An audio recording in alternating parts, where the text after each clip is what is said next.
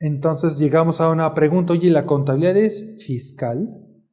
Yo entiendo que el Código Fiscal de la Federación te dice que la contabilidad es para efectos fiscales, pero creo que lo hemos asumido como una contabilidad fiscal para cumplir con el fisco. Ya si de ahí le sirve algo al empresario, pues que lo tome. Si no, como muchos contadores me dicen, al empresario ni le interesan las NIF. Y ni les debe interesar, porque eso es algo que nos delega a nosotros como profesionales para generar información para que él tome decisiones adecuadas en el negocio, ¿no? Pero últimamente he visto que realmente sí se está llevando una contabilidad fiscal porque los registros contables me los están fundamentando y basando en el artículo 17 de renta, en el 27 que es de los requisitos de deducibilidad o el 28 que habla de los no deducibles. Se basa mucho en el origen del CFDI, aunque el CFDI, que es un comprobante, no tenga nada que respalde, es decir, no tiene sustancia económica o la famosa materialidad. Y si a eso le metemos lo de mi contabilidad, pues yo creo que hemos enfocado a hacer contabilidad para efectos de cumplir con el fisco. Y a veces me dicen, ay, no, como que exageras un poco, ¿no? Mira, te voy a poner unos ejemplos para que tú definas si realmente llevas contabilidad fiscal o una contabilidad en un campo mucho más amplio que el cumplimiento de los aspectos fiscales. Por ejemplo, el registro de los no deducibles. Los no deducibles vienen en el artículo 28 de la Ley de Impuestos sobre la Renta. Tema específico del IVA. Te dice que es no deducible el IVA, excepto si en la ley de IVA ese no acreditamiento proviene de generación de actos o actividades exentos. Si proviene que no lo puedes acreditar porque tus actos o actividades son exentos, para la ley de renta lo puedes hacer deducible. Y con base en eso haces tus registros contables. He visto en las balanzas de comprobación, incluso por catálogos de cuentas que ya vienen por default de los programadores de sistemas contables, que venga la cuenta de IVA no acreditable, IVA deducible o IVA no deducible como subcuenta de gastos de administración. Y como el sistema así lo dice, pues así lo registramos, ¿no? Pero que haya un fundamento técnico contable sobre ese registro, pues realmente no lo hay, ¿no? Es en donde te pongo ahí la leyenda que nos jala el lado oscuro de la fuerza, que es la parte fiscal, nos nubla todo el concepto o el panorama contable, financiero, contable y fiscal, y nos vamos haciendo los registros desde una perspectiva de leyes fiscales, aunque las leyes no te establecen cómo hacer un registro contable. Te pongo un caso práctico. Dice, la entidad compra un auto eléctrico para el director general, somos una empresa responsable de manera ambiental, el director general es la imagen del negocio, por lo tanto requiere de un auto a ese nivel, ¿no? Y lo vamos a comprar eléctrico. El valor del auto es 550,000 más IVA, salió baratón, ¿no? 550,000 más IVA. La pregunta es, ¿cuál sería el registro contable que haces? Seguro lo primero que viene a tu mente es que tenemos un límite de deducibilidad de 175,000 pesos.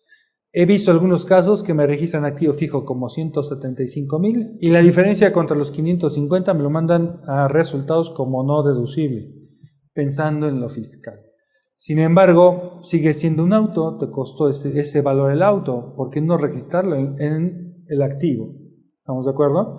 Pero vamos a hacer un pequeño análisis. Algo que quiero, o el interés de compartir esta sesión con ustedes, es de que hay temas que fiscalmente tienen un enfoque, contablemente van a tener otro, pero tenemos o debemos desarrollar la habilidad de aplicar las dos normatividades. Si bien se derivan de una sola transacción generada por la entidad, va a haber dos aristas distintas y a cada una hay que cumplirlas. No por cumplir con lo fiscal descuido lo contable, no por cuidar lo contable descuido lo fiscal. Debemos desarrollar la habilidad de identificar esos dos ámbitos, porque al final de cuentas están estrechamente relacionados, y darle su espacio a cada uno, porque con los dos tienes que convivir, ¿no? Entonces te decía, pues primero, como es un auto y tengo límites, tengo que referirme a la Ley de Impuestos sobre la Renta. El artículo 36, en su fracción segunda, te establece los límites. Obviamente voy a hacer un pequeño paréntesis porque hay dos criterios que he escuchado, ¿no? Que el límite de deducción es precisamente a la deducción de inversiones. Entonces lo están acotando que esos 175 son tope anual. Otros criterios me manejan que obviamente es ese tope lo establece al MOI, por lo tanto, solamente 175,000 pesos vas a poder hacer deducible durante 4 años. De los dos ha habido pros, contras, ha habido sustento, ha habido argumentos, ha habido fundamentación. Es claro que a la autoridad nunca le va a gustar que le hagas como límite de deducción anual 175. Sin embargo, no es tema de hoy, pero sí lo traigo a la mesa porque no solamente 175,000 pesos hay límite. Te estoy poniendo ahí en el artículo 36, fracción segunda, que para equipos eléctricos como es el auto que le acabamos de comprar al director, pues el límite va a ser 250,000. Y la ley de impuesto al valor agregado te dice, oye, va a ser acreditable. El acreditamiento depende mucho de la deducibilidad para impuestos sobre la renta. Si para ISR es proporcional la deducción, para IVA va a ser proporcional el acreditamiento. Por lo tanto, pues para efectos fiscales, ahorita nos estamos enfocando en el aspecto fiscal porque derivado de esa aplicación de la ley tiene un impacto contable. El valor del auto son 550,000 pesos. El límite son 250,000. Vas a determinar una proporción de cuánto es deducible. La proporción es una división. Vas a dividir los 250 entre los 550. Tu factor o tu proporción que puede ser deducible es del 45%. Recuerda que esa proporción le va a aplicar a todos los gastos derivados de ese auto, mantenimientos, llantas, todo lo relacionado con ese auto. Tiene que seguir la misma suerte porque de repente se nos olvida ese tema, ¿no? El IVA, que es el 16% de 550,000, el importe es de 88,000, 45% vas a poder acreditar, por lo tanto el IVA acreditable es de 40. La diferencia de 48,000 pues obviamente va a ser no acreditable. ¿Cómo lo registras contablemente? Con base en esto. Si no es acreditable y no es deducible, pues lo manda a la cuenta de no deducibles. ¿Por qué? Porque así lo dice la ley de impuestos sobre la renta. Sin embargo, eso no te dice la ley. La ley nada más te dice sus efectos fiscales de esta transacción que acabas de hacer, ¿de acuerdo? Pero no te dice cómo lo vas a registrar. Dicen dónde te tienes que apoyar en la norma contable. ¿Cuál es el problema de la norma contable? Que a diferencia de principios, no vas a encontrar, o la mayoría de las veces no vas a encontrar la pregunta explícita, respuesta concreta. ¿Por qué? Porque las normas son conceptos. Por lo tanto, vas a tener que desarrollar la habilidad de analizarlos, estudiar específicamente las circunstancias y características de la operación y con base en eso aplicar la norma. Y es en donde se nos complica un poco. Con base en la norma, antes de entrar en la norma te quiero ver el aspecto de negocios. Tú compras un auto, el valor del auto son 550. El IVA es un impuesto indirecto que en teoría no te debe impactar en tu tesorería, porque se lo pagas a uno y ese se lo paga al SAT. Tú lo cobras y lo pagas al SAT, con la mecánica de acreditamiento para que nada más pagues netos o tengas un saldo a favor. Pero ese IVA no es tuyo. Al final de cuentas, quien lo va a pagar es el consumidor final. Por eso es un impuesto indirecto. No somos recaudadores del SAT, en pocas palabras. Pero en el momento en que ese IVA no lo puedes acreditar, pues ya incluso desde ahí mismo pierde el nombre de impuesto. Ya no lo puedes acreditar, ya no es impuesto indirecto y hay un pacto indirecto, porque ese dinero que desembolsaste nadie te lo va a recuperar. Hablando de negocios, quiere decir que te salió más caro el auto, porque una parte no la vas a poder acreditar o recuperar. Eso es viendo desde el punto de vista de negocio. Ahora, ¿qué te dice la norma?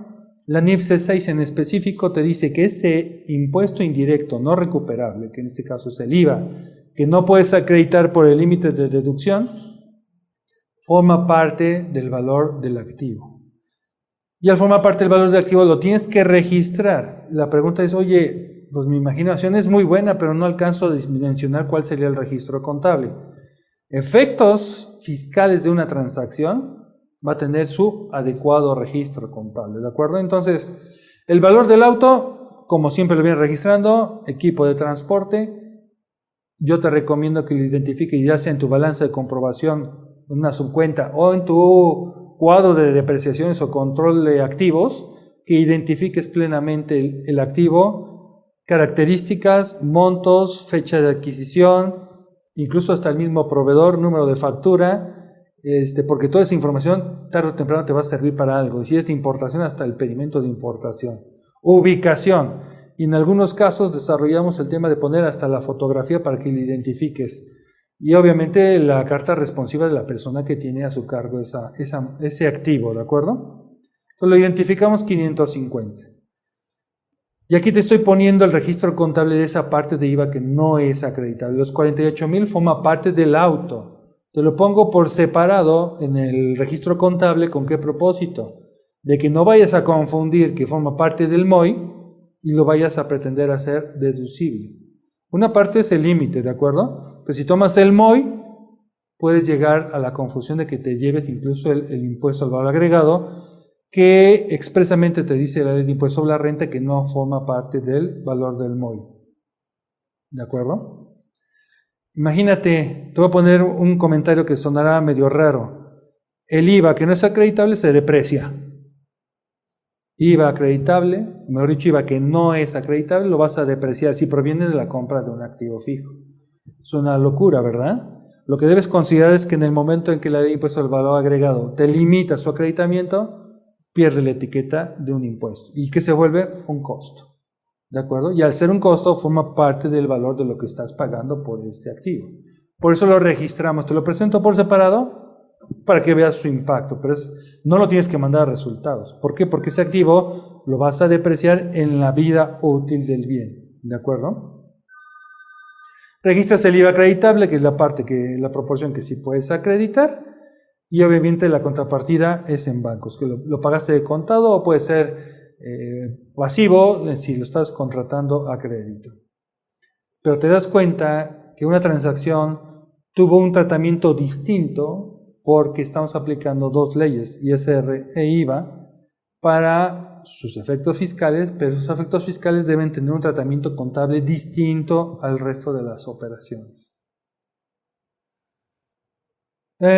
Otro ejemplo, registro de transacciones que no reúnen requisitos fiscales. No reúnen algunos requisitos establecidos en el artículo 27 de la Ley de Impuesto sobre la Renta. Te pongo los ejemplos más clásicos, ¿no? No hay comprobante fiscal. O hay un CFDI que no cumple con los requisitos del 29 y del 29A, ¿no? Con la famosa locura del forma de pago, método de pago o la descripción. Todo ese tema no cumple. Y obviamente por eso no es deducible. Hay algunos que están supeditados al pago, por ejemplo los gastos derivados de una sociedad civil, persona física, sueldos, prima de antigüedad, que te dice lo vas a hacer deducible hasta que lo pagues. En algunas ocasiones bajo vamos a llamarle momento de deducción, haces el registro contable, es decir, lo registras del pago. Y olvidas que se tiene que registrar con base en el devengo, por seguir el aspecto fiscal, ¿no? Y si no tiene comprobante o el comprobante no reúne los requisitos fiscales, lo mandas a la cuenta de no deducibles. ¿Por qué? Porque así viene en el catálogo de cuentas, porque así lo dice el anexo 24 y porque así lo hemos venido haciendo. ¿Por qué? La verdad no lo sé. O más bien te enfocas más a la parte fiscal, en donde digo, ahí tienes una leyenda, ¿no? Ya me creé un amigo imaginario que se llama Tax Vader, que es el del lado oscuro de la fuerza, que todo va con lo fiscal, hacemos el registro contable. Te voy a poner un ejemplo. La entidad compra materiales 100,000 pesos más IVA. No hubo comprobante, no lo consiguieron o lo consiguieron y estaba mal. Y por no cumplir con los requisitos del Código Fiscal se vuelve no deducible. ¿Mandarías la compra de materia prima a la cuenta de no deducibles? Si es lo que vas a producir, procesar para poder vender, sonaría hasta medio ilógico, ¿no? La NIF C4 que te habla del valor de los inventarios también te dice, al igual que la NIF C6 de propiedades, planta y equipo, que ese IVA o ese impuesto indirecto que no puedas recuperar, que la recuperación es el acreditamiento, pues va a formar parte del valor del inventario. Y hablando de negocios, si es un dinero que salió de tu tesorería, que no lo vas a poder enfrentar contra el IVA que le pagas al SAT, le vas a tener que pagar el SAT de ese dinero, por lo tanto, se vuelve un costo adicional que tienes que recuperar y la única forma de recuperar tus costos y gastos es mediante el precio de venta. Si tú no visualizas eso, pues obvio que va a disminuir tu margen de utilidad o incluso te va a llevar a la pérdida porque no estás contemplando este componente derivado de la aplicación de una ley que te afecta de manera financiera y de negocio. Vas a registrar en la cuenta de materiales o como tú la denomines, pero su cuenta de inventarios, al final de cuentas, 100,000 pesos, que es el valor. El IVA, paga 116, que es el valor del inventario, más el IVA, y ese IVA no acreditable también va a formar parte del valor del inventario. No lo mandes a resultados, porque todavía eso va a generar un ingreso, y eso forma parte del costo, tenga o no tenga comprobante. Imagínate que hagas tu evaluación de inventarios con la gente de producción. A la gente de producción no le importa lo fiscal, lo que le importa es el margen de utilidad, pero este concepto de IVA no acreditable proveniente de la compra de inventarios lo va a perder de vista. Es por eso que tenemos que empezar a compaginar o compartir información en este momento, ¿no? Si dices, ¿sabes qué? Son 5,000 pesos, por importancia relativa yo no hago nada, pues tampoco está mal. Lo importante es medir el riesgo, ¿no? La distorsión en el precio de venta que debe ser considerado. Otro concepto que yo creo que es de los más comunes que tenemos, que el director general paga en efectivo la gasolina. Y además no solicita comprobante, me da el ticket de la máquina, de la bomba, para que yo consiga la factura. Creo que es una costumbre muy común, ¿verdad? Pero todo estuviera bien si me lo da en tiempo y forma. Lo que pasa es que me lo da un mes después, y luego las gasolineras me dicen que si no canjeaste tu comprobante en el mes que fue la compra de la gasolina, pues ya no pueden emitirte la factura, ¿no? Vienen las restricciones más administrativas que fiscales, ¿no? ¿Cómo sería tu registro contable?